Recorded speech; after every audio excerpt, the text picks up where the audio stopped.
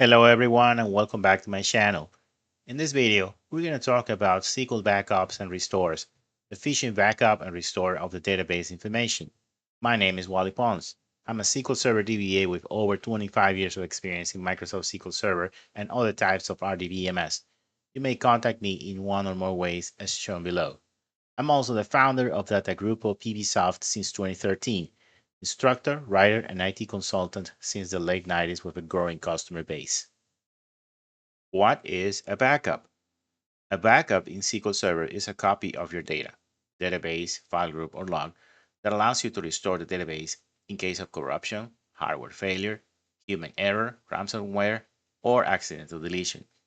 Backups are the foundation of the SQL Server disaster recovery strategy and are essential for database recovery, point-in-time restoration, high availability, business continuity, data corruption protection, compliance, and auditing.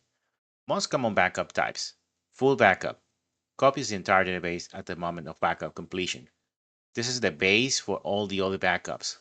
Contains all the data and also part of the transaction log required before differential or log backups. Differential backup copies only the changes made since the last full backup. Faster to create. Normally, during restore processes, you require last full backup, last differential backup, and any additional log backups as long as they exist. Transaction log backup captures all transaction log records since the last log backup. Enables point-in-time restore, only available for databases in full or book log recovery models, required to prevent log file growth. Less common backup types. File backup backs up individual database files, ideal for very large databases. File group backup backs up one or more file groups, used when the database uses multiple file groups, for example, archival or partition. Partial backup backs up primary file group and read-write file groups only, useful for read-only databases and read-only file groups. Differential partial backup differential version of partial backup only backs up changes in primary and read-write file groups. Tail log backup captures the last portion of the transaction log when the database is damaged, offline, or not accessible. Note: used right before a restore to prevent data loss. Database types. Microsoft SQL Server has two database types: system databases and user databases. There are 5 system databases. Only 4 are visible under SQL Server Management Studio. This is good to notice. Here's the list of all the system databases that we have on SQL Server, and this will be the only database that you cannot see on SQL Server Management Studio. It's called Resource. The reason for that is that this is a read-only system objects database, which holds specific objects that are essential for the functionality of SQL Server. One peculiar thing about this database is that you cannot move the physical file and you cannot do backups to it. Followed by importance, we have the master database. Now, the master database stores server level configurations such as login, endpoints, system settings, data parameters, and metadata for all databases. It can be moved, as you can see right here, and it can only receive full backups. Next, we have the model database. Now, the model database is basically a template database, which you can use to store tables, store procedures, and all that. And whenever you create a new database, all of those objects will be created on the new database as well. We have MSDB, which is a very important database as well, which stores any type of SQL engine jobs, alerts, backup history, maintenance plans, replication metadata, and more. It can be moved. It supports backup, full and differential, but not the log backups. Last, we have the 10DB. Now, 10DB files can be moved. That's not going to be a problem, but cannot receive any type of backups. 10DB is basically for any temporary objects that you create, big sorts of any kind that you sort in your database. Like, for example, whenever you create a big index, the sorting of the index usually happens on the 10DB, version store, and any internal operations that you run on SQL Server. Last, we have the user databases. Now, user databases are the ones created by the user either manually or by automation. Recovery model types. A recovery model is a database configuration option chosen when creating a new database, which determines whether or not you need to or even can back up the transaction log, how transaction activity is logged, and whether or not you can perform more granular restore types that are available, such as file and page restores.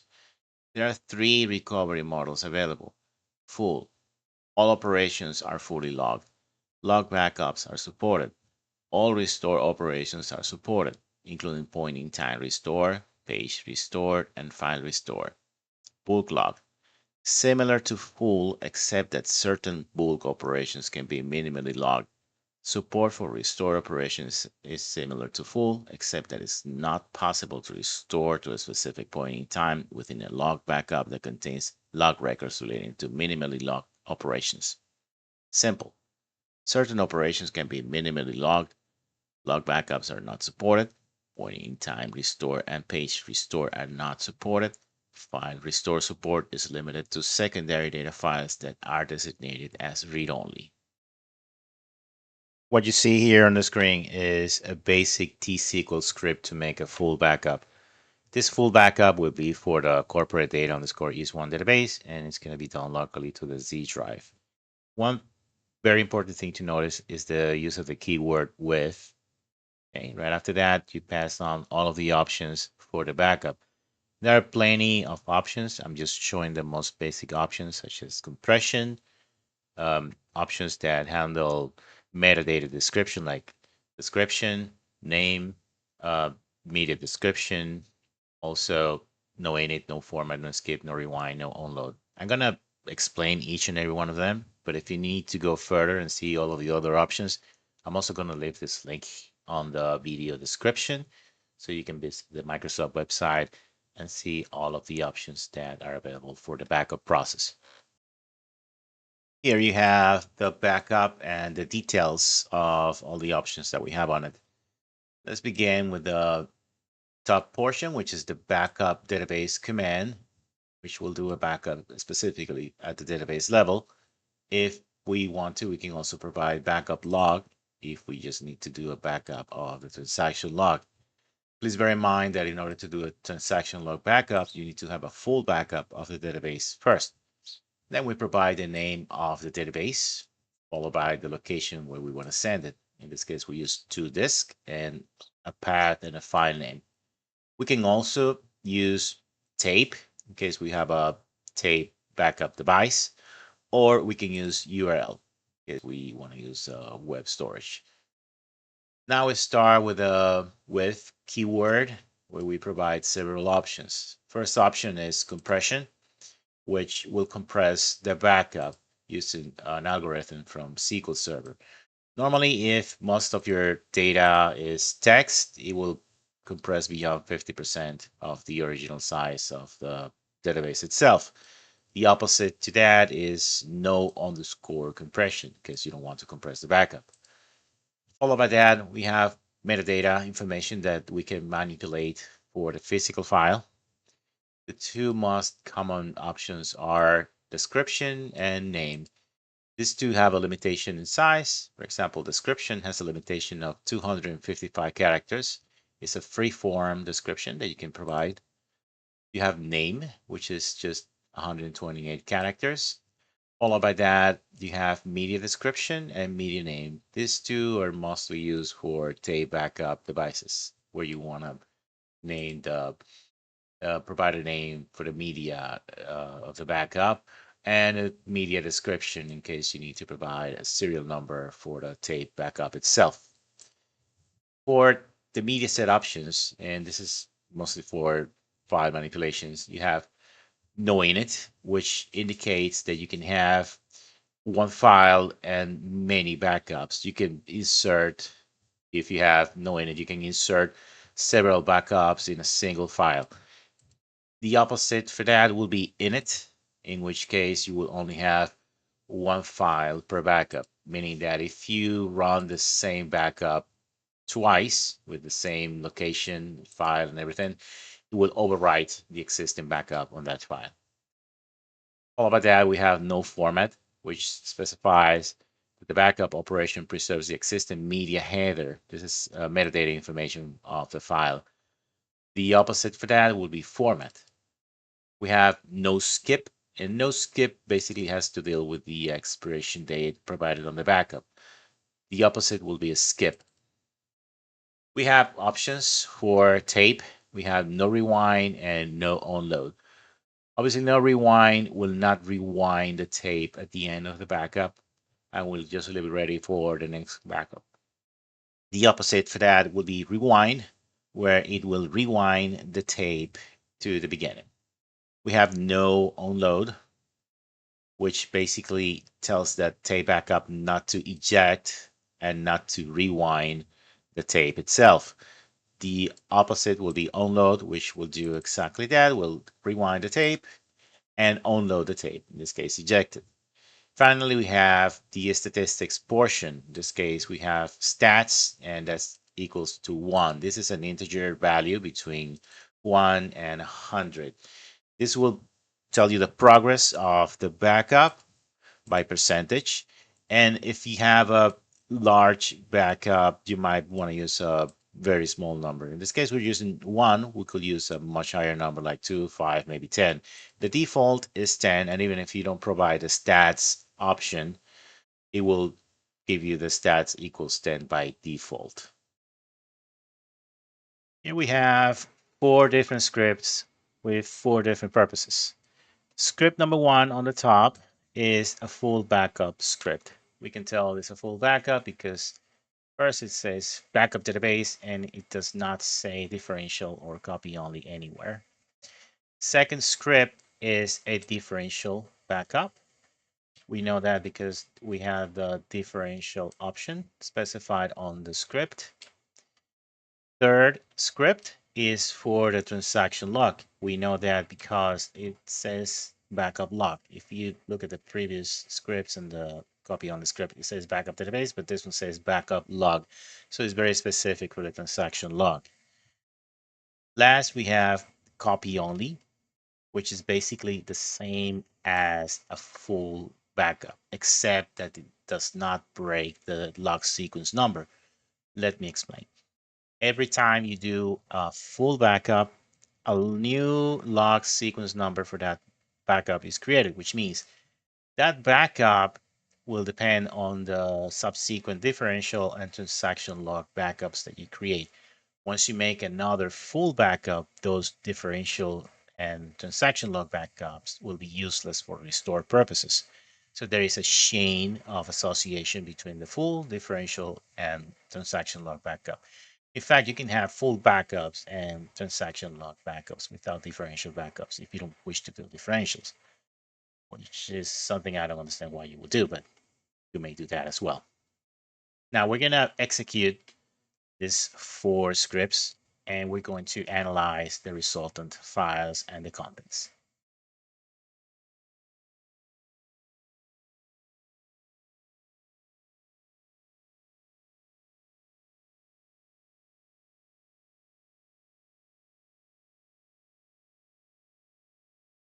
Before analyzing the backup files, let's quickly review the backup process using the SQL Server Management Studio interface. This is to broaden our understanding of the SQL Server backup process and see how we can apply the same options we use with a script. Okay, we go to Object Explorer, expand databases, then we right click on one of the databases. We're going to pick corporate data underscore east 1, right click on that, tasks, and backup. Once there, we have our backup type selection. We can only pick one. Okay, we have full, we have differential, and we have transaction log. We could also choose to do a copy only backup if we wanted to. Below that, we have backup component. Now, backup component will give you the choice of doing the backup to the whole database or just files and file groups. The reason we don't need to choose files and file groups for this database is because this one only has one file group with one physical file. So it makes no sense. Below that, we have destination. Now, in our case, destination only has 2 choices, as disk and URL. There is a third backup to destination that's called tape. Since we don't have a tape backup, we don't see it. So there will be three. In our case, we only have two. Below that, we have the last location, the whole path and file name of the last backup that was done to this database. We're going to click on remove, although this is not going to remove the file physically. We don't want to do that. We're going to click on add, so we can add another location. We can use the same previous location, or if we wanted to, we could click here to the right and look for a different location. For simplicity purposes, I click cancel, and I'm just going to use the same location, and I'm going to paste the name. Okay, make sure you put the extension .bak, so you know it's a backup file, and click OK. Now let's go see media options. Media options, we have override media. Override media, basically, we can do an append to the existing backup set in case we're doing a backup to an existing file where we can add several backups into one single file. Or we can override all existing backup sets. We have the option to check media set name and backup set expiration. Additionally, we can back up to a new media set and erase all existing backup sets. This will also give us a choice of using a certificate to do encryption of the backup. We have the option of reliability where we can verify the backup when finished, perform a checksum before writing to media, and continue on error. Now let's go see backup options. The first thing we see on backup options is the backup set information, specifically name and description. This is optional information that we can add to the backup, and you can put anything you want there, the name and description of the backup if you want to. We also have backup set will expire. There's two options here. There's after 0 days, which means there's no expiration date on the backup, but you can click on and specify backup expiration date. One thing to know is that you can generally restore an expired SQL backup because the expiration date is a metadata flag for cleanup, not a hard log.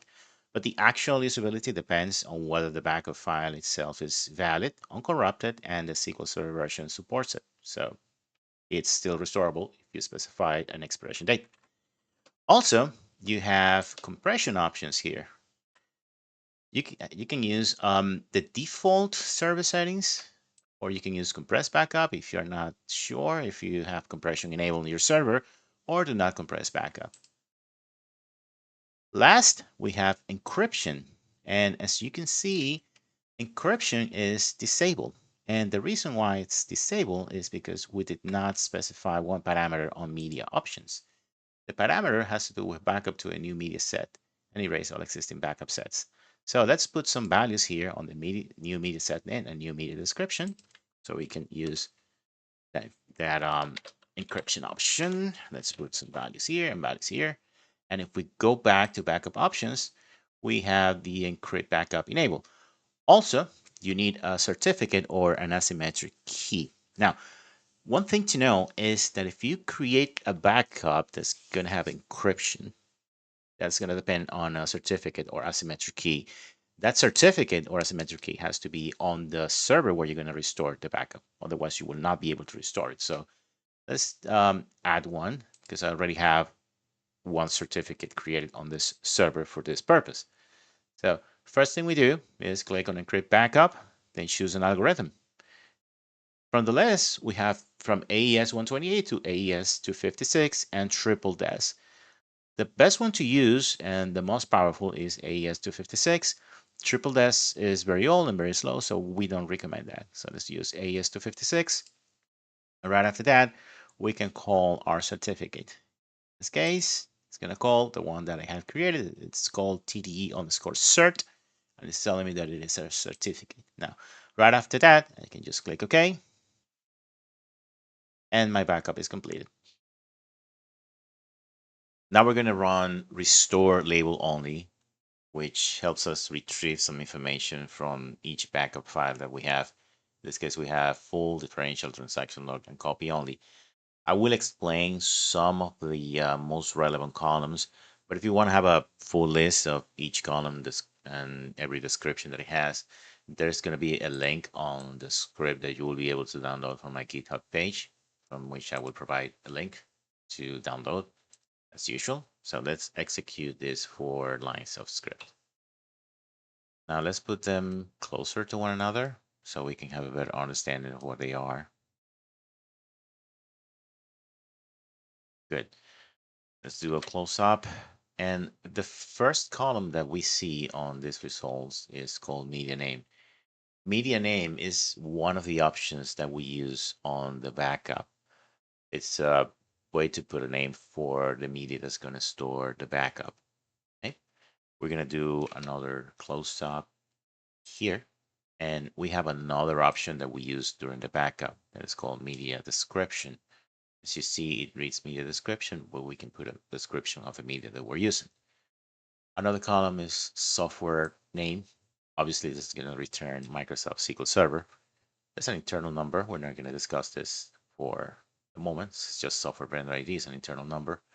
We have the media date, which is the creation of the file. Remember, this is important because sometimes you can change the date on a file, but you cannot change the metadata on a file.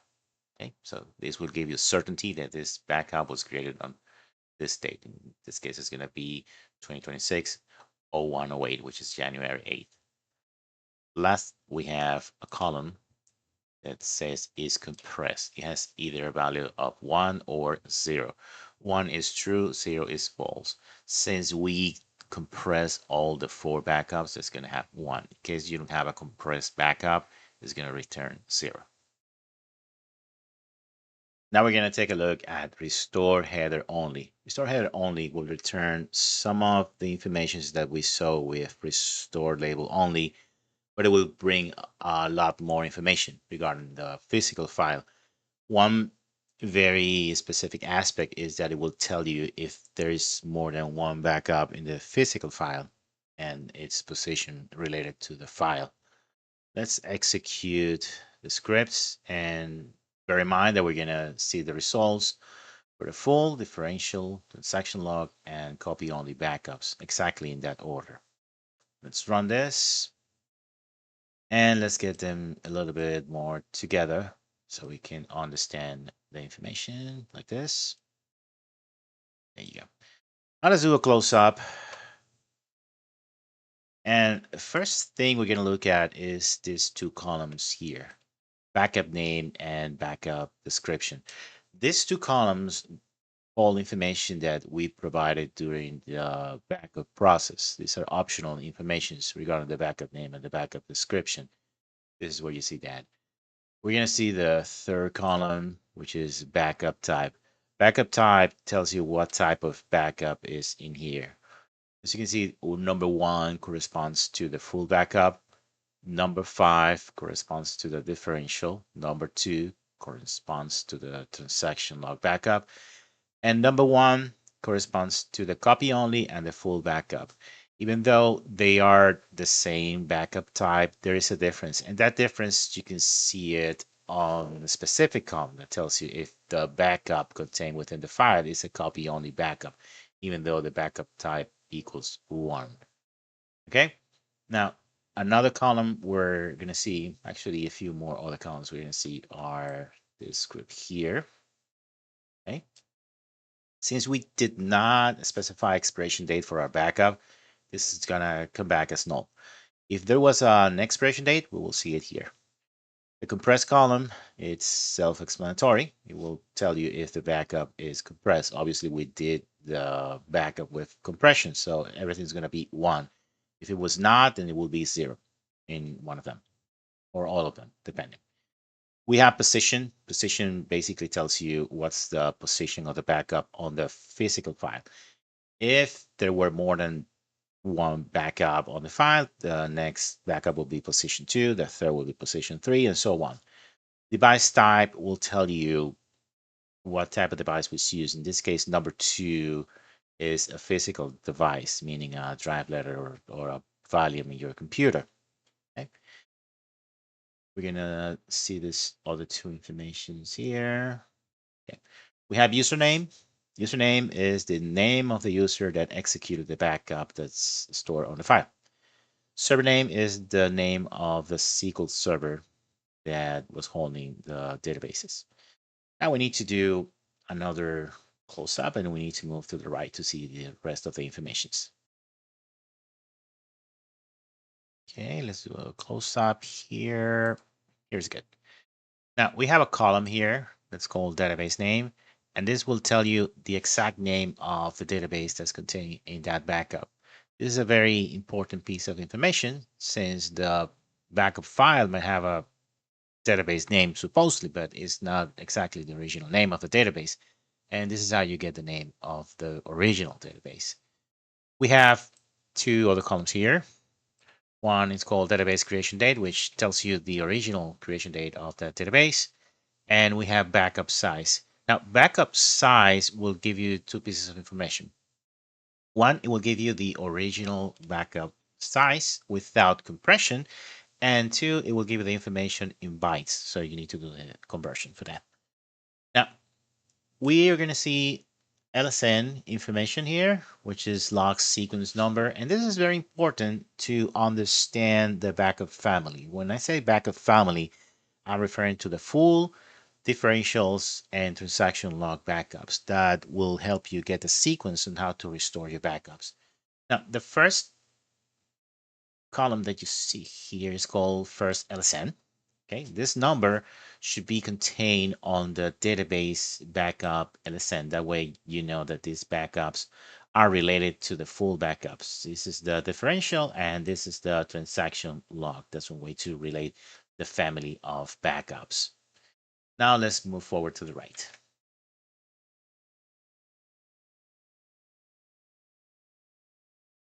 Okay, here we have two pieces of information. We have backup start date and backup finish date. This will tell you in a year, month, and day format, hour, minute, and second format when the backup started and when the backup finished. Obviously, you will notice that these values for the start and the finish are basically the same because they're really small backups, but it will give you an idea of the time that it takes. Sometimes you have huge backups that might take minutes, hours, and maybe days. And this is a way to get the exact duration of the backup. Another column that we have here is the compatibility level. This will tell you information about the database's compatibility level that's on the backup. 170 corresponds to SQL Server 2025. If it were 160, it will be SQL 2022 and so on. Another information here is which software made the backup. In this case, we have 17. And 17 also relates to SQL 2025. If it were SQL 2022, it would be 16. If it was SQL 2019, it would be 16, and so on. Okay. Now let's move again to the right. Okay, let's get down here. Okay, here we have a column called machine name, which will bring you back the name of the machine where the SQL Server was residing. And also we have another column here called collection. Now collection will tell you the collection that was existing on the database at the time of the backup. Okay, now let's move to the right to see more information. Okay, let's see this information now. Let's put a square. Beautiful. First column is family GUID. GUID stands for Globally Unique Identifier. This is an internal number that was assigned to the database upon creation, and you can also query this number on the MSDB database on certain tables that retain information about backups and restores.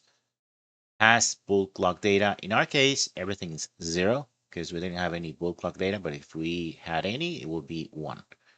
Is snapshot, everything is 0 because it's not a snapshot backup. Is read-only, everything is 0 because our database was not in a read-only state. Is single user, everything is 0 also because the database was not in single user mode. Has backup checksums, which is a default action for the backup, is 1, and a checksum is important to verify the integrity of the backup, so it's good to see that as 1. Is damage equals 0 in all of our backups because the backup is not damaged for any missing information. The gains log chain is a very interesting column because it only applies to the transaction log backup, which is the third line as you see here. Begins log chain equals 1 will indicate that this is the first backup of the transaction log that you have on your database. So that way you know which is the backup that starts the sequence of the transaction log. Let's keep moving to the right. Okay, let's continue here. There you go. Let's see these 3 columns here. Has incomplete metadata, it means that a tail log backup with incomplete metadata was done. Okay. Is force offline, it means that a backup was taken with no recovery. The database was taken offline by the backup forcibly. And this column is copy only. It only applies to copy only backups. And if you look closely, only the last line here, okay, which is the line of the copy only backup has a 1. That's how you can tell if the backup type, even though it says 1, is a copy only backup. Okay, so let's continue moving to the right. Okay, let's take a closer look here. Wow, a little problem with the columns, obviously because of the data within the results. We have recovery model. We can see the recovery model that the database had at the moment of the backup. It's full. We can see some additional information for the differential backup only. We can see an LSN for the differential base. We can see the backup type description. Obviously, the first one is going to be database for the full, database differential for the differential, transaction log for the transaction log backup. And for the copy only, since it's basically the same as a full backup, it's going to read the database as well. Now, we have another column here that states the final size of the backup, meaning the compressed backup size. Again, this is expressed on bytes, so you need to do the conversion. Okay, let's move a little bit to the right so we can have a better understanding of what we have here. Okay, had we use an algorithm for encryption, we will see that basic information here. Since we didn't use an encryption method, we don't see anything on key algorithm, encryptor, thumbprint, encryptor type, and that kind of information. We do have some information about the validation of our transaction log backup. That's very important. And the last column is for the compression algorithm. Starting on SQL Server 2022, you can have up to 3 algorithms available for compression, which you can specify on the script. Now we're going to see restore file list only. This command will show me all of the files for the database that's on the backup file. Okay, we're going to see first for the 4 backup files. We're going to see the results. And basically, they have the same information. So in order not to confuse ourselves, I'm just going to run it again for the full backup only. Okay. Let me fix this column. And let me do a close-up. Once I do the close-up properly, there you go. I'm going to square this information here. And beautiful. There you go. Now, one thing you need to know is that every file on a database has a logical name. And normally that's how you deal with the files on a database using the logical name, not the physical name. One example of that will be when you use the dbcc shrink file command, where you specify the logical name rather than the physical name. Okay, so this is what we see on the first column. On the second column, we can see the physical name. Now, this physical name comes with the original path and the original file name. One thing you need to understand as well is that when you restore a database, you don't necessarily have to restore it to the same location or even with the same file name, which is something you could do. I don't recommend it. Something you could do as well. The third column we see is type. Now, we only have 2 files, and we have type D and type L. Type D is for SQL Server data files. Type L is for transaction logs. There are other types available. For example, you have F for full text catalog, and you have S, which covers 3 types. It covers file stream, file table, or in-memory OLTP containers. We have a file group name column where it will show you the name of the file group holding the file. We have a size column, which will show you the physical size of the file. This is represented in bytes. We have max size, also represented in bytes, which will show you the theoretical maximum size of the file if you have the disk available, of course. We have a column called file ID, which will show you a sequential number for each file. Right now we only have one or two, but if you have a database with multiple files, this becomes very useful. Okay, so let's go to the end and see 4 more columns. Let's do a close up, and there you go. It's gonna pick this last 4 here.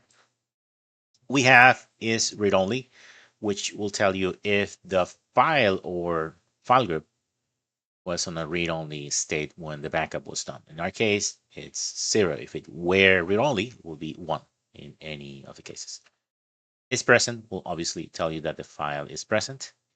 TD thumbprint will tell you the thumbprint of the key that was used to encrypt the backup.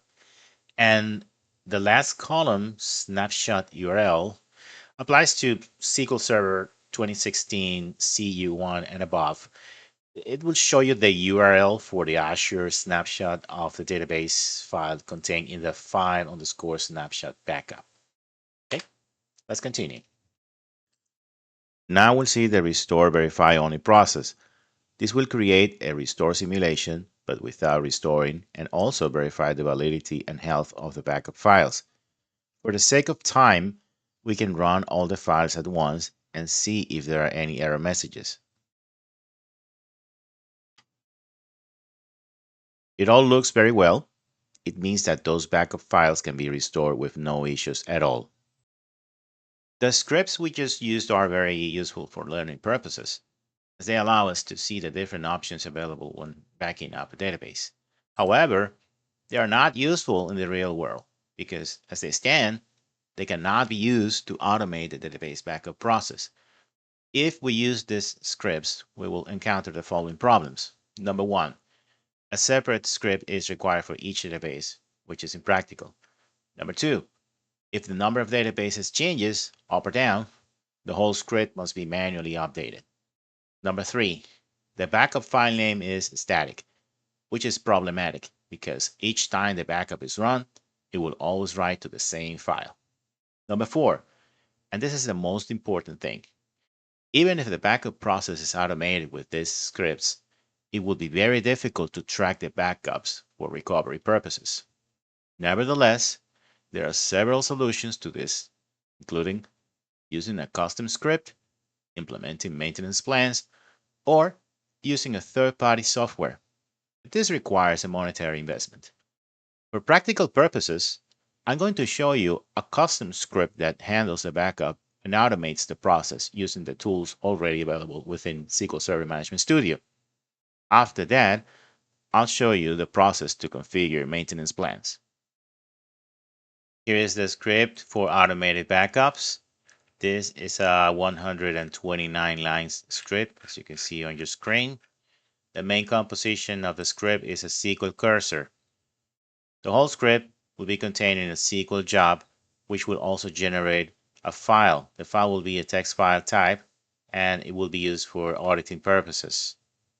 Also, the script will print a header containing some information about the execution time. It will print the exact date and time, the name of the SQL Server instance, the name of the SQL service, the current login, and the name of the SQL Server Services account. For better functionality on the SQL cursor, we're going to use some variables that will be helpful for the purpose. This is where we declare our variables. I'm going to detail them one by one. We have database name, which will hold the name of the databases we're going to do backup to. Backup folder will hold the whole path where we're going to store the backup. Date is going to hold the date. Date time is going to hold the date and the time. SQL Server is going to hold the name of the instance. And file name is going to hold the name of the backup file and the information contained on backup folder. In this section, we pass some values to the variables. So you can see pass the values to date, time, and SQL Server, and also we manually pass the value for backup folder. For this specific case, we have a path for a full backup. It will also add the name of the SQL Server instance, an underscore, and the date. This will create the folder that will be required to do the backup.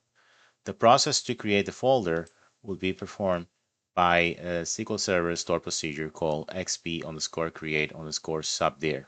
This will take care of the whole process. Now let's have a look at the first section of the cursor. And let's explain exactly what we have in here.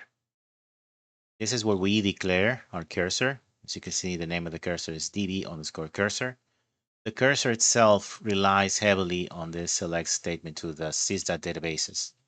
We're doing a select to the name column, which contains the names for the databases that we have in our SQL Server instance. And the select statement has a where clause. On the where clause, we have a name not in, which is to exclude databases. And the two databases that you notice here are 10DB and Model. 10DB cannot receive any type of backups, and Model is just a template database that you do backup to only when you make changes to it. So normally we don't do backups to Model every single day. The other two statements are AND conditions. The first one is for the state_desk column. This will help us not to do backups to databases that have an offline state.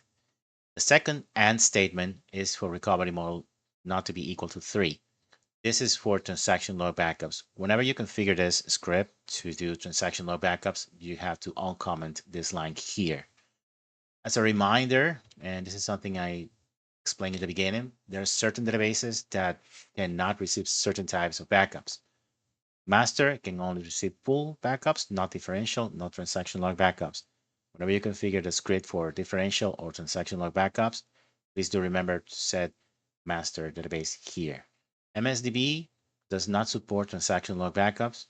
It does support fulls and differentials, but not transaction logs. So you need to put it here whenever you do transaction log backups with this script.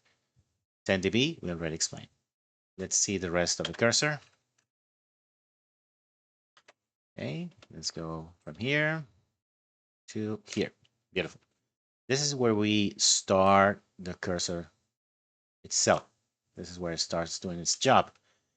This portion here is basically a backup script. The only difference is that we're using the variables that we have on top. We're using the file name, backup folder, database name, SQL Server, and date time combination variables. Things you need to change here if you're going to do a backup other than full, because right now as it is, it does a full backup.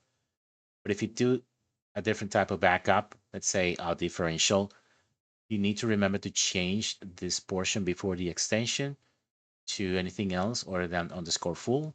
I give you a set of options here for handling that. For differential, you could use _diff.bak. For transaction log, you could use _log.bak, or for copy only _co.bak. You need to also do some other changes. For example, if you're going to do differential, you need to uncomment this section here. These two hyphens need to go. If you're going to do copy only, you comment again differential, and then you uncomment the copy only section. If you're going to do transaction log backup, you need to exclude database here and say log. Instead of backup database, you say backup log. And obviously you need to change the nomenclature here to _log.bak or something else that you can understand. This portion here will close the cursor once it's done. And this section here will print the footer. This information will go into the SQL Server logs and into the file that we're going to create for auditing purposes. Now we'll proceed to show you how to automate with this script. We're going to create 4 SQL jobs, one for full backup, one for differential backup, one for transaction log backup, and another one for copy only backup. I'm also going to explain exactly how you create the file for auditing purposes too. Before we continue creating our SQL Server jobs, there's 2 very important things that we need to double check. One is the SQL Server agent services, and 2 is the location of the backup folder. Let's check the services first. I'm using the SQL Server Configuration Manager for that. Let's do a close up. There you go. On the left, you have to go to SQL Server Services, and on the right, you need to look for this particular service, SQL Server Agent. It should be in a state of running. As long as it's running, we're fine and good to go to configure our SQL Server jobs. Second thing is the path. Let's do a close up too. Okay, as you can see on top, I can see the whole path that I'm using. It's Z drive, MySQL backup. I don't have the rest of the folders. Those will be created by the SQL Server Services. You need to be aware that the SQL Server Services need to have full access to this folder. This is something we accomplished during the installation of the SQL Server instance. If you specify this path while during the installation, then it should have the proper permissions to create the remaining folders. Now, let's continue. Let's create our full SQL job. To do that, we'll go to Object Explorer, SQL Server Agent, expand, right-click on Jobs, and New Job. Let's move this form to the left and make it a little bit bigger. We're going to give it a default name that we already have, which is underscore full, underscore backup, underscore job. No changes to the owner or category. Optionally, you can put a description. We're going to leave it as empty. Go straight to steps, and we'll click on new. Okay, let's move this to the left and make it bigger as well.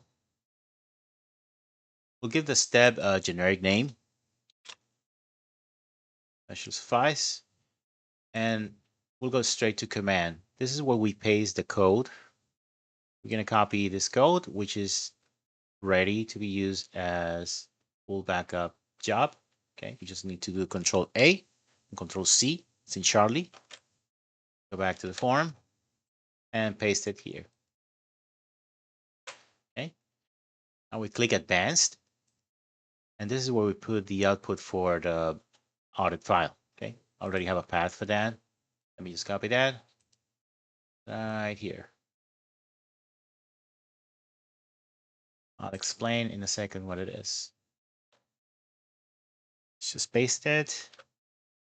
Let's swing a little bit. Okay, this output file will create the audit file that we require.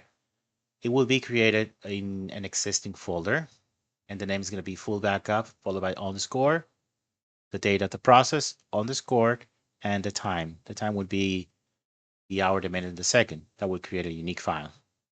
Okay. Let's click OK. Now we go to schedules. Click on new. Let's maximize this a little bit. Let's put it to the left and maximize. I will give it a meaningful name since we're going to do the weekly full. We have several schedule types depending on what you want to do. In our case, we're going to use recurring, but if you want to, you can use one time, start whenever the CPUs become idle, or start automatically when SQL Server Agent starts. In our case, we're going to leave it as recurring. Okay. Since it's going to be weekly, we're going to leave it as weekly, but we also have daily and monthly. Sunday is already checked, so we will move on to daily frequency. We're going to schedule this for Sunday at 3 p.m. Okay. No changes on duration, but if we wanted to, we could set this job to start on a date in the future, or we can also add an end date if necessary, so that it runs for a couple of months or a couple of weeks, and it will stop automatically. In that case, we're going to leave it as no end date. Once we're done, we click OK. OK. And we already have a job for the full backup. Now we're going to configure the job for the differential backup. Now I do the job for the differential backup. But before we proceed, I want to show you the changes that we did to the script. The first change we did is on the backup folder variable. We made a change to the folder itself that's going to be created. Instead of full, now it says diff.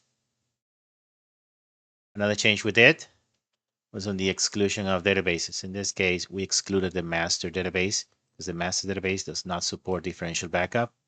So it's not there anymore. It won't be considered on the process. Another change related to the extension type. Actually, the extension is the same. It's just a nomenclature. It says _diff.bak instead of _full. And also, we remove the comment for differential. That should suffice for the process. Now, same as before, right-click on Jobs, New Job. Let's move this form a little bit. And this is not a default. This is predetermined. I want to correct that from the old backup job. Okay. So it's _diff _backup _job.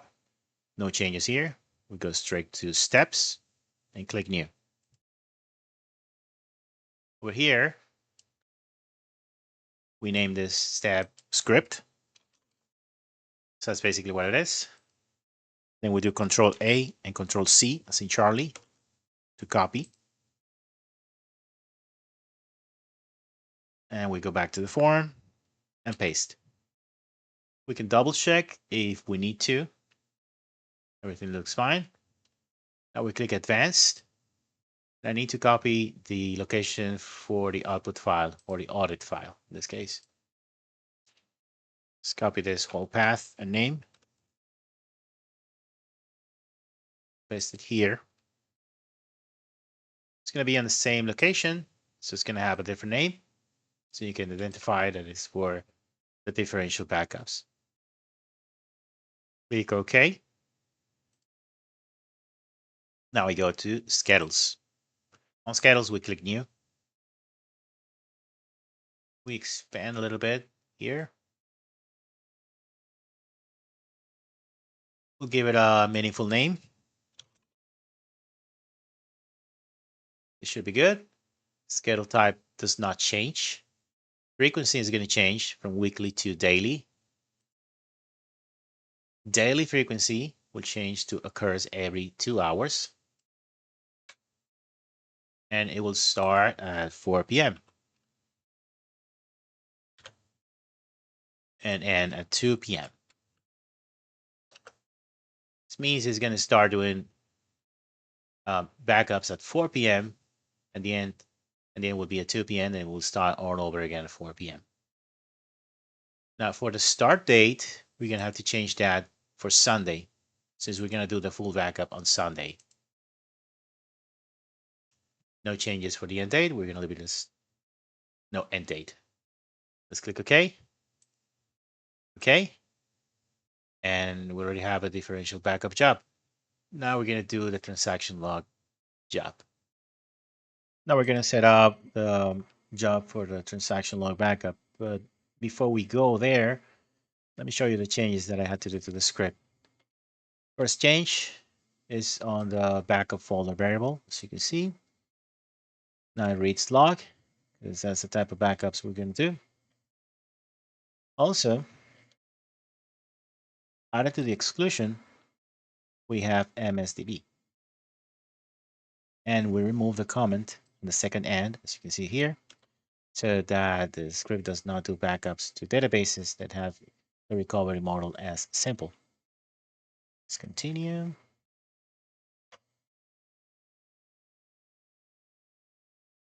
Next to the file extension, change that to _log.bak. Instead of backup database, now it reads backup log, because that's what we're going to do.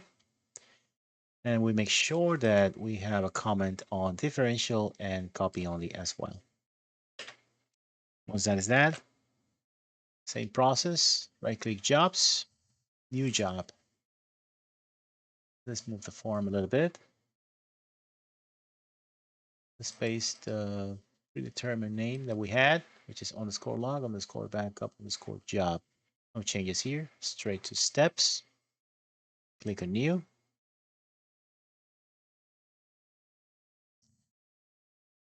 Okay, let's maximize this. Let's give it a name to the step. And let's copy the whole script. Control A, Control C, as in Charlie. Now we paste it here. We can double check just to make sure. Looks about right. Click on Advanced. Let's get the path for the audit file. It's here. And we put that on the output file section. Let's take a closer look. And there it is. The file that will be created is going to be called log backup underscore date underscore time. Click OK. Schedules, new.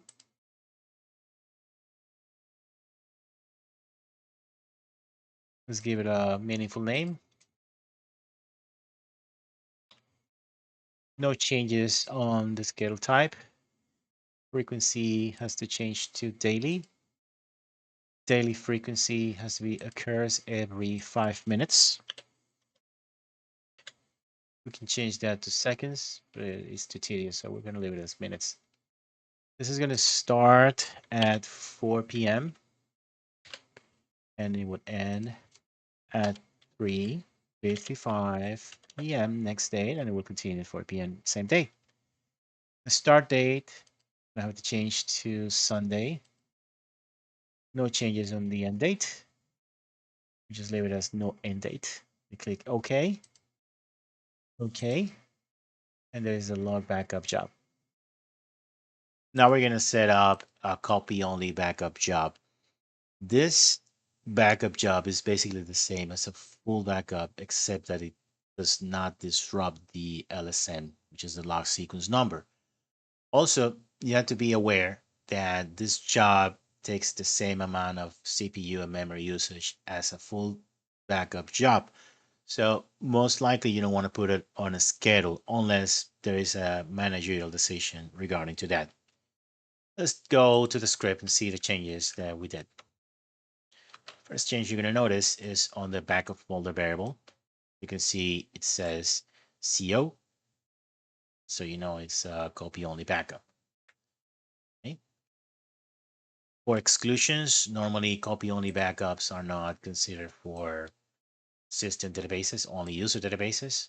But if you want to, you can take any of these databases out of the exclusion, except for 10DB, and it will be fine. On the script side, we have the underscore co.bak extension, as you can see. Backup database stays the same, no changes there. You just have to uncomment copy only, as you see here, and put a comment on differential. As long as you do this, everything's going to be fine. Now let's see the process of the job creation, which is basically the same as the other ones. Right click on jobs, new job. Okay, let's move this here to here. Let's right click and paste the predetermined name that we had. No changes here. Straight to steps. Click on new. We're going to name the step as the other ones. Script. We'll copy the script, Control A and Control C. Back to the form. Then we paste it on the command. We can take a quick look at it. We need to. It all looks well. Let's click Advanced. Let's get the output file location for auditing purposes.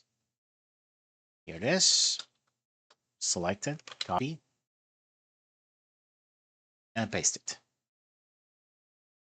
Quick look. And the file name is going to be CO backup underscore date underscore time whenever it's generated. Okay. Click OK and OK. Now that we're done setting up our SQL jobs, it would be a good idea to test them before Sunday. Just in case something fails, we know what to do and how to fix it. But before we go there, let's revisit the backup cycle that we created. Full backups are going to be done every week on Sundays at 3 p.m. We're supposed to have a duration of 1 hour. Pretty sure it's going to be less than that. But for now, let's keep it at 1 hour. Differential backups, they're going to start also on Sundays. They're going to have a duration of 24 hours, and every 2 hours they're going to run at 4, 6, 8, 10, midnight, 2 o'clock next day, 4, 6, 8, 10, noon, and 2 o'clock. Then they will repeat the same cycle again. Transaction log backups, they're going to run for 24 hours every 5 minutes as well, starting at 4 p.m. until 3:55 p.m. next day. Then they will start over again at 4 p.m. that day. There is a small problem, and is that transaction log backups may cause overlapping with full backups. And that's being optimistic because they will cause overlapping. Meaning that for the next full backup, a transaction log backup is going to run at 3 o'clock and a full backup is going to run at 3 o'clock. So they're going to have some overlapping there.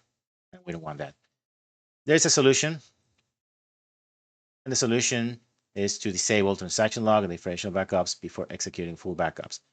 This we need to accomplish with a SQL job that will be executed before the full backup on Sundays. Then once the full backup is done, there should be some code on the script that will enable the transaction log and differential backup as well. This is the code right here. And this is the code that's going to be on the job. The code is going to execute a store procedure called sp_update_job. And is going to set a status of enable equals 0 for both SQL jobs. As you can see right here, for the log backup and differential backup. On the full backup script, we need to add this at the end of the script. This will enable, as you can see, both jobs.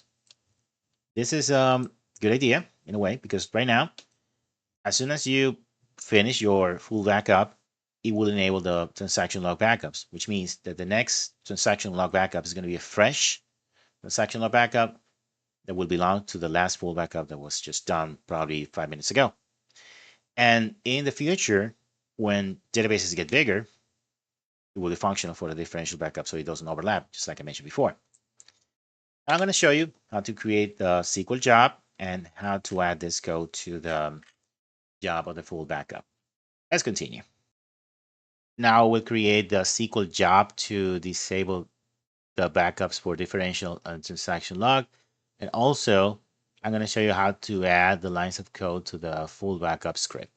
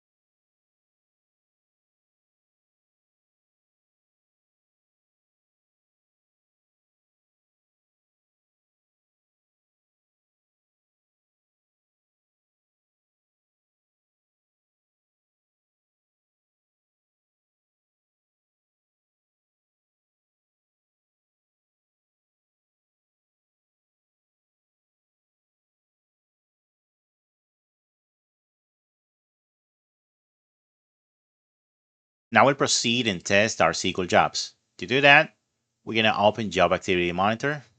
As you can see here by double clicking. Just maximize this form.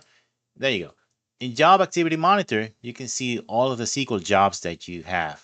You can see them by name. You can see if they're enabled or not. You can see the status. the last run outcome, if it failed or if it was successful. In this case, our jobs are unknown, which means they have never been run. Actually, you see last run says never. You can see the next run date, and these are the dates that we specified for them. You can see also the runnable status, the schedule. If it's scheduled, it's going to say yes here. Okay, so we're going to run this in the following order. And let me just do a close up so you can understand better. First job we're going to run is the disable diff log job, which is here. As you can see, this job is supposed to run on Sunday at 2:58 p.m. This is before the full backup, which is right here. This will disable those two SQL jobs, but in the end, once we run the full backup, it will enable them back. Then we run a differential backup and a transaction log backup. And why not? Let's run a copy only backup. Once that is done, we can go straight to the folders. So you can see I'm located on the MySQL backup folder, located on the C drive. I don't have the folders as I place them on the backup folder variable, but they will be created. And once they are created, I will also get the reports here. I will be able to see the progress. If something fails, I will be able to diagnose by looking at the report and also by looking at the job activity monitor. Now, let's do the execution.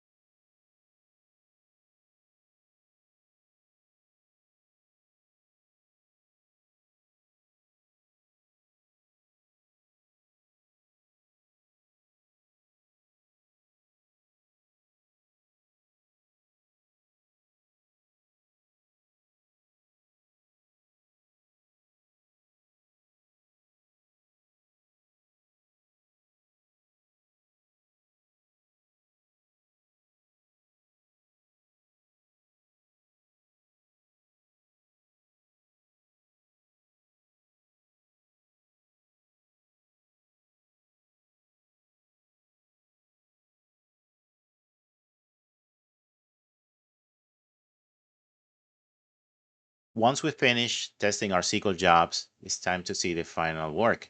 Now we go to the physical folder. In this case, it's Z drive, MySQL backup. And the first thing you notice is a new folder called automated. But before we go there, let's take a look at the reports. We ran 5 SQL jobs and we have 5 files here. We have the files for auditing for the full, the log, the differential copy only, and even the disable differential log job.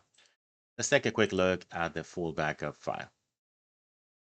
First thing you notice is at the very top, it will print the name of the job and the date. Also, below that, there's the print commands that we specified on the script. And below that, it's the progress for each backup. So you can see we have the progress for the master backup, master database, the MSDB database, and the rest of the databases. And in the end, you have a report footer where we print the date and the time when it finished, server name, service name, current login, and SQL Server Services account. Okay. Now let's go see the physical files. Let's go to automated.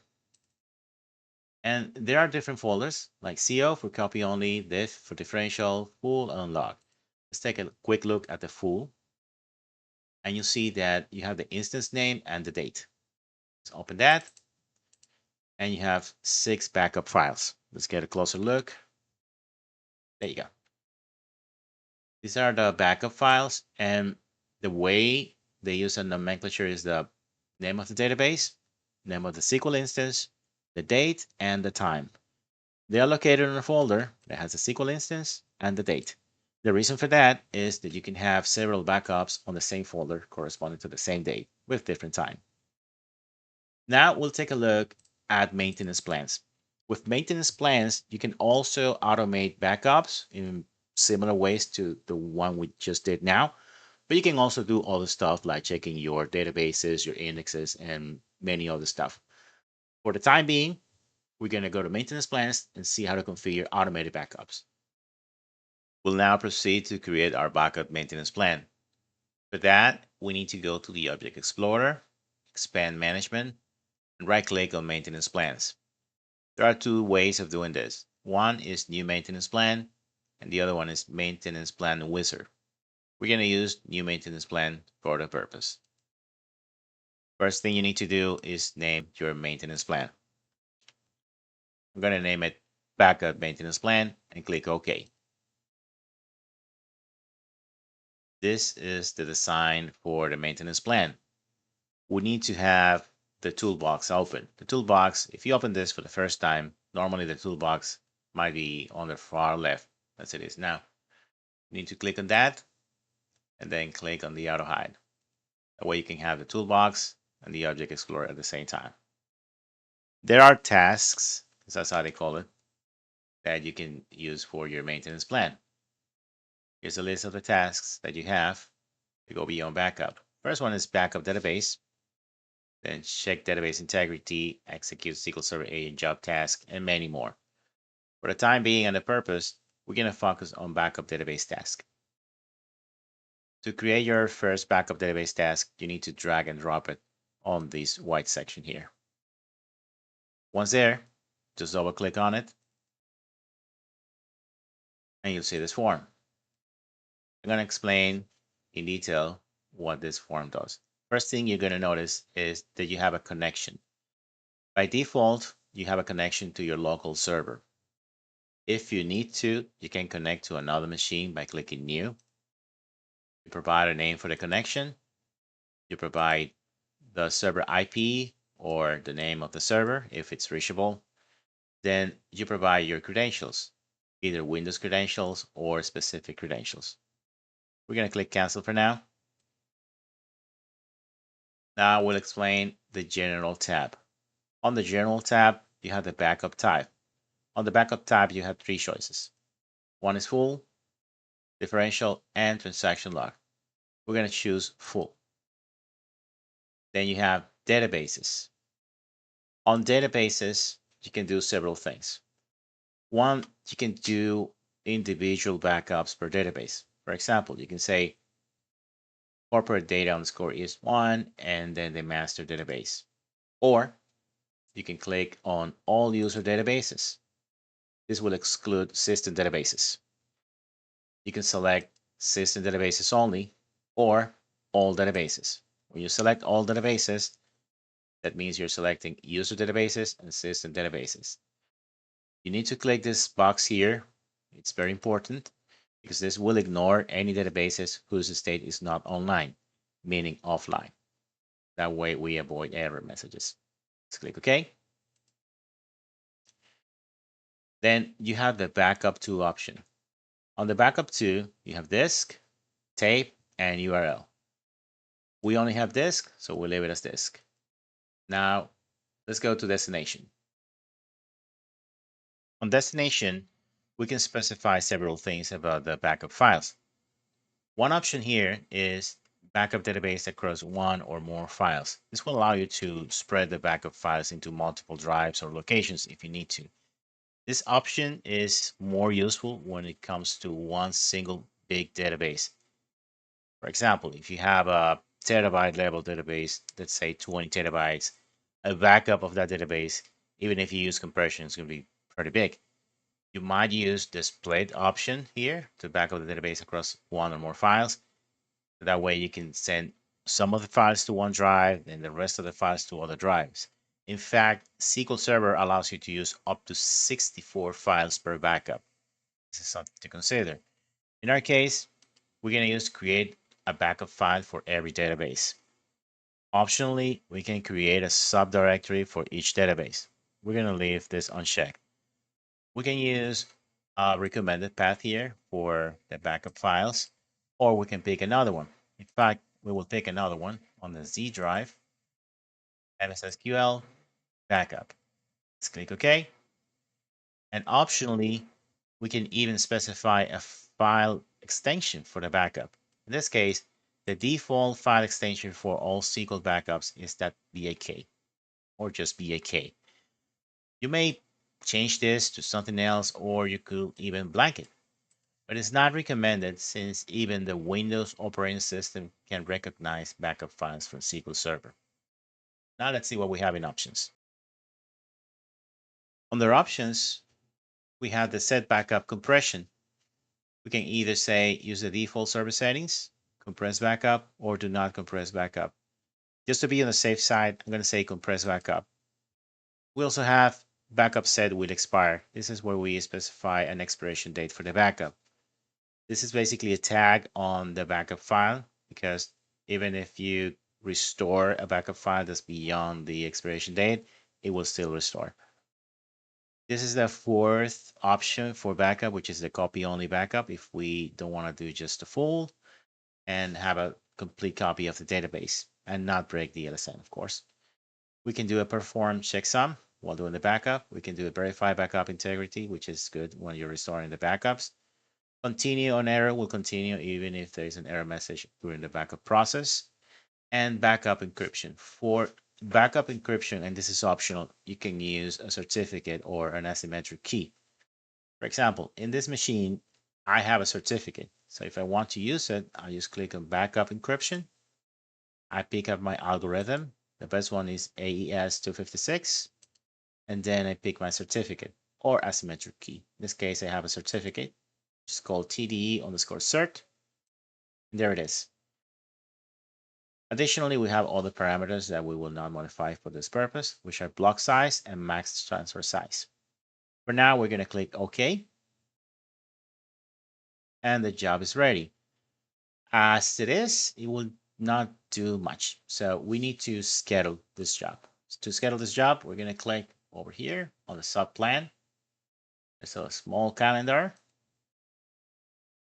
And the calendar basically will tell me the same information as on the SQL job. I can set up a name. I can set up a schedule type, frequency, daily, weekly, monthly. If it's weekly, I can set up a date. If it's daily, I can set up a time. If it's monthly, I can set up which day of the month it will start, and so on. When will it occur? Specific time, or how many times in a day, or let's say every 1 hour, every 1 minute, and so on. For this purpose, I'm gonna configure this on a future date. Let's say March 1st, just to give it a date. Click OK. Then right over here on the sub plan, I can see the date that this plan will start. Actually, it's March 1st, 2026.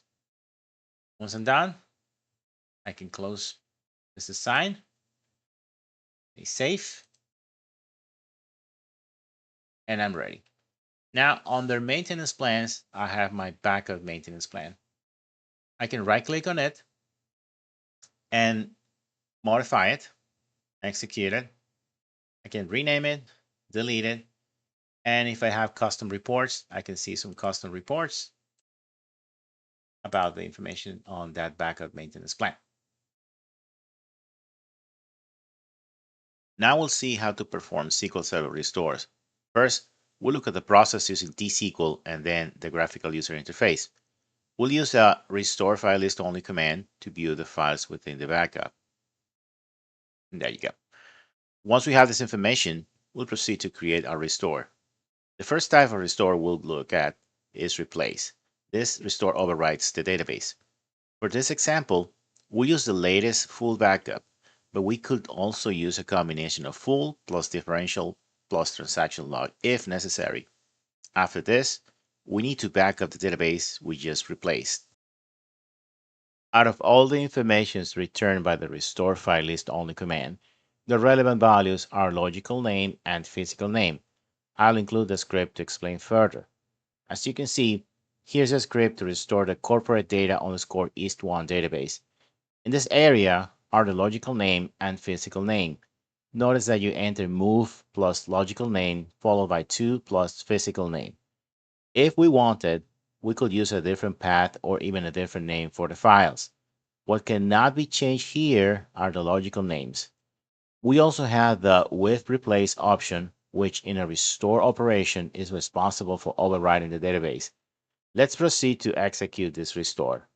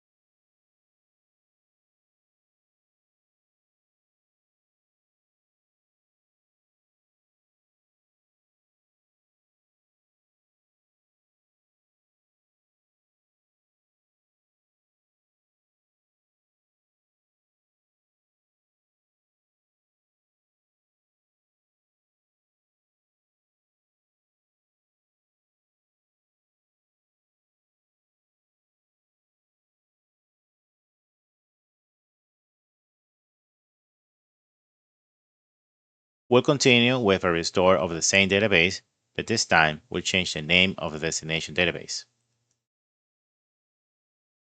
We also need to change the name of the files, since they're going to be on the same directory as the original database.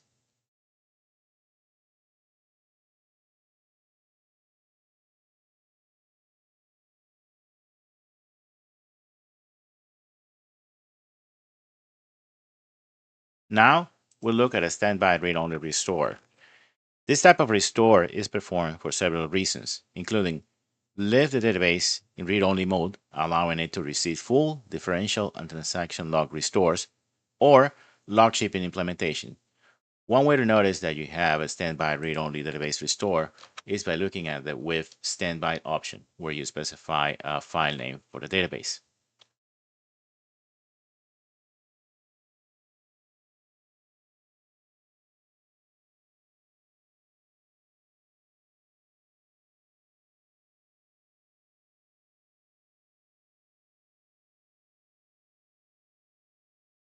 Finally, we'll perform a restore using the NORECOVERY option.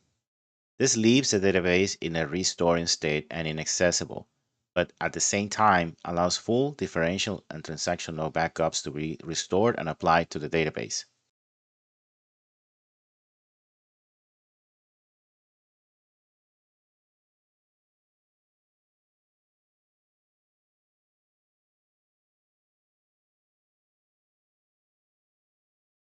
Now we're going to see the process of doing a restore using SQL Server Management Studio. For that, we need to have Object Explorer open, right-click on Databases, and select Restore Database. Once there, we have this form that will help us in the process. On the source portion, we have two choices. We have database and we have device. If we are restoring one of the existing databases, we need to use database and pick from the list. you need to have the physical backups that were originally done on your server to do this process. In this case, we're going to use this option. You can also use device for the same purpose, but also to restore all the databases from all the sources. Let's have an example with device first. Click this button right here. Click Add on this form, and then browse for a backup file. Let's go to backup folder. Let's go to automated. Let's look for a full. Let's look for an old one just to give an example. And let's select it. Click OK. And if you need more files, you need to pick them one by one. Let's click OK for now just to show you the example. You can restore the database with the same name or with a different name if you need to. Now let's see how we do it with database option. Let's click on database, and we're going to pick corporate data underscore east one for this process. As you can see, I don't have to pick any files or anything because everything is already there. There's my most recent full, my most recent differential, and all of my transaction log backups. Okay. We also have the destination portion where we can leave the name as is. That will need a replace, or we can pick another name for this database. In our case, we have corporate data underscore east 1 through 5. I'm going to name this one 6. Now let's see what options we have on files. Under files, I can choose to relocate which folders would have the data files for the database. If I wish to do so, just need to click here and specify the new folders. In our case, I'm going to uncheck this. If you look closely below here, we can see very interesting information regarding the files itself. Let's take a closer look. And here we can see the original names of the files and the original path. In our case, we're going to use the same path, but SQL Server already took care of renaming those files for us. It added a number 6 in the end, unlike a number 1 here. Additionally, if we wanted to, we could also rename these files. Example, if I wanted to, I could just remove the portion that says data or put anything else. Let me just put it back the way it was so we can continue. Now, let's go see options. Okay, options. Restore options. We have 3 boxes here. First box is to use the with replace option. This is to override the existing database. We're not going to check that because we're not overriding. We're creating a new database. Preserve the replication settings. This is when you have a replication configured on your database and you need to keep the replication settings. So we don't have that. We don't check that. Restrict access to the restore database. We're not going to do that. We need to access the database. Also, we have recovery state. There's 3 options here. One is the restore with recovery, which leaves the database on a read-write state, which is what we want. Restore with no recovery will leave the database in a restoring state. But you will be able to apply full restores, differential restores, and transaction log restores. What you will not be able to do is query the database. Restore with standby will leave the database in a standby read-only state. It means that you will be able to query all of the tables on the database and even run some views. Actually, all of the views you'll be able to run it unless they do update, which you won't be able to do. You will need to specify a standby file, okay? And you need the standby file to actually turn the database into a normal state with recovery. In our case, we're going to use restore with recovery. Tell log backup does not apply because we are not using the with replace option. So let's remove that. We don't need close existing connections to the destination database because we are not replacing a database. And we're not going to check prompt before restoring each backup. That's not necessary in our case. Now let's run this process and see how it goes.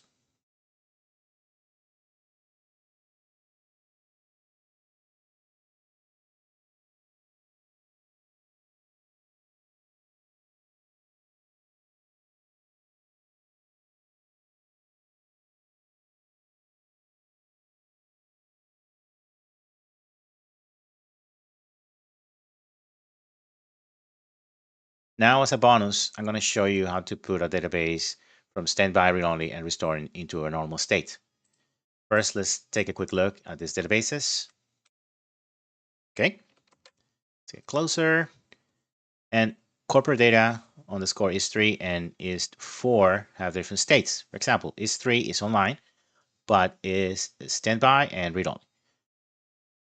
Is4 is restoring, is not in standby or read-only, but is restoring, which means you cannot access this database. Actually, you cannot make any changes to any of these databases. In order to fix that, we're going to run a restore database command, but this restore database command only relies on one option, which is with recovery. This will put the databases on a normal state. Let's see how it goes.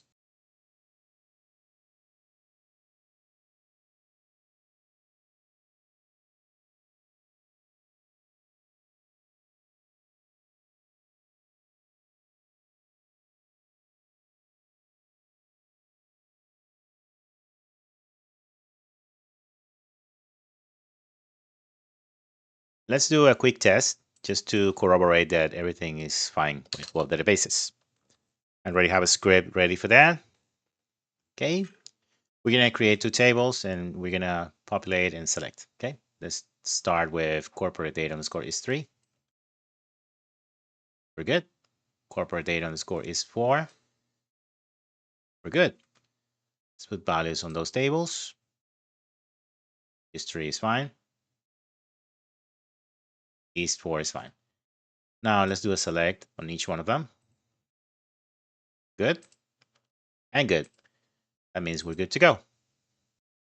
As a final subject for the video, I'm going to show you how to get reports for backups and restores. We're going to right click on corporate data underscore is1 database. We'll choose reports, standard reports, and backup and restore events.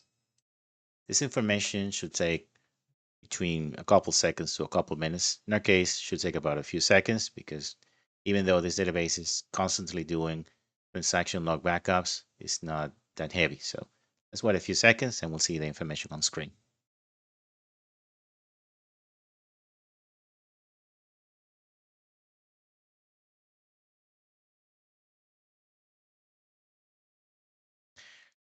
As a reminder, the information you're about to see can be retrieved from the MSDB system database. We have four different options here. We have the average time taken for backups, successful backup operations. Backup operation errors is not available because we haven't had any backup operation errors. And last, we have successful restore operations. Let's begin with average time taken.